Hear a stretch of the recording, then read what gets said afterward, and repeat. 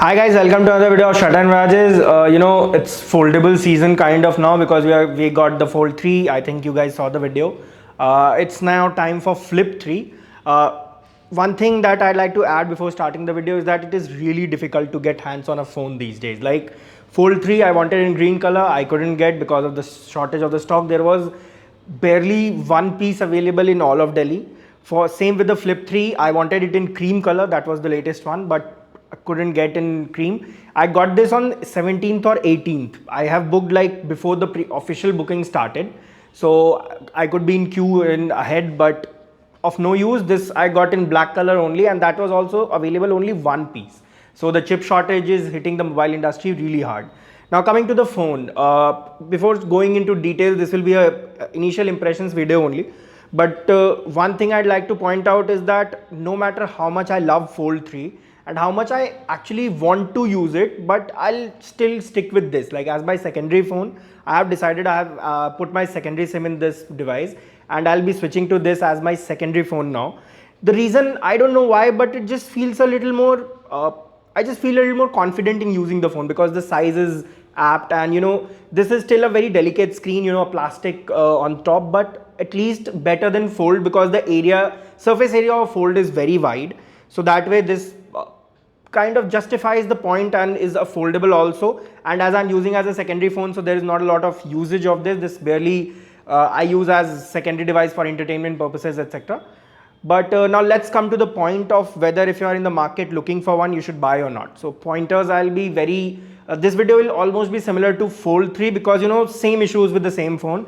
This phone starts at around 82,000 rupees in the market, and what you get is a great screen. The front screen is great as usual. Samsung makes great screen. I don't think there is even a point in mentioning that in the video. Apart from that, the performance is also good. This has Snapdragon 888 processor and works perfectly fine. Games, etc. you can play. The screen is a little wider because this is not the normal aspect ratio that you get on a phone like, let's say, an iPhone or a OnePlus. That way it's a little wider. Sorry, it's a little longer, not wider. But in hand, this is good because the screen is this way, so it feels good. Apart from that, the points that are not very good for me are the camera. I mean, the Samsung has disappointed me in camera in this segment of launch this year. This Flip 3 should have a good camera because this almost cost as much as the Note series, the price at which Note was launched. Like Note was launched around 90 or 92,000 rupees. The camera is nowhere near to, let's say, S21 Ultra or S21 series, not even close. A lot of issues, lot of when you are taking picture, you will see that the images are over processed. In short, the sensor size is not enough. So I think what Samsung is doing is for the Fold series, like foldable phones, they are focusing on making the Fold thing better because camera can anytime be made better. They already have better cameras on their phones.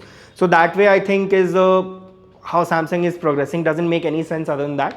Now the second, it also has a second screen. This acts up as a second screen. This is not a very useful screen. You can toggle for, notifications and other basic stuff, like you can see alarms, and there are widgets available which you can toggle and use. One thing that I really like about this is that you can use it to make payments. So it's like you can activate Samsung Pay from this and then touch the POS machine, and then you can pay with the device closed. You don't even have to open the device, you have to use the fingerprint sensor. So that thing I have used a lot in like past 10 days that I have been using this phone. I have used that feature a lot and very useful. You don't have to open the phone, you don't have to carry that big of a thing in your pocket. About the hinge, because it's a foldable phone, so we have to talk about the hinge.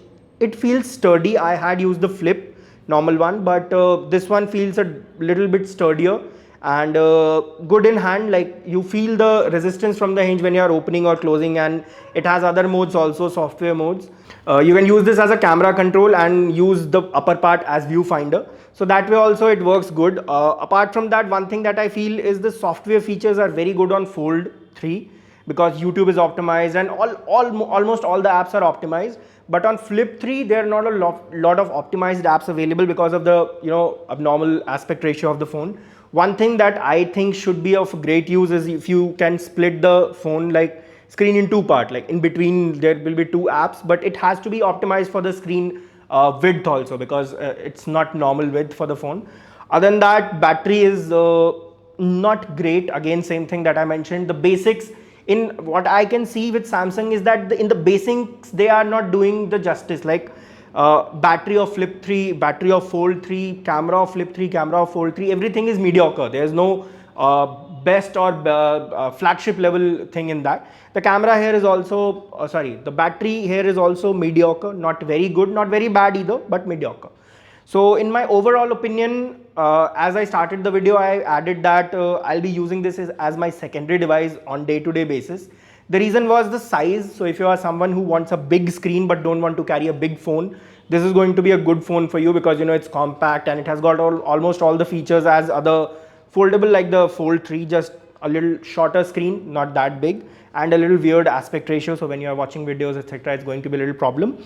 Other than that, if you are someone who wants to use a normal phone, this is not anywhere near a normal phone yet, but in foldable series, this is the most normal Samsung could get at the moment, because using these doesn't feel like you're using the future phone or something like that. This just feels like a normal phone. Still a very fragile screen, so if you are someone who is a little careless with phone or like carry phone with sharp objects or anything like that, you should not get this, as the screen will get scratched even if you have bigger nails. Like you can scratch it right away. It has a screen protector like Fold 3, but not of much use here. Other than that, if you are in the market looking for a foldable phone specifically and you don't have the budget of Fold 3, or you don't want that big of a device or too big device in your pocket, you can check the Flip 3 out. This is definitely a good product, not the best. It's not like, if I have to give rating, I would give it like 3 stars out of 5, because it has lots of basics that Samsung has gotten wrong. So overall, I think Samsung did what they could, and let's hope they improve the basics in at least the Flip 4. Thank you so much for watching the video, guys. I hope you guys are safe. Please get vaccinated. That is the only way to end the pandemic. Thank you so much for watching.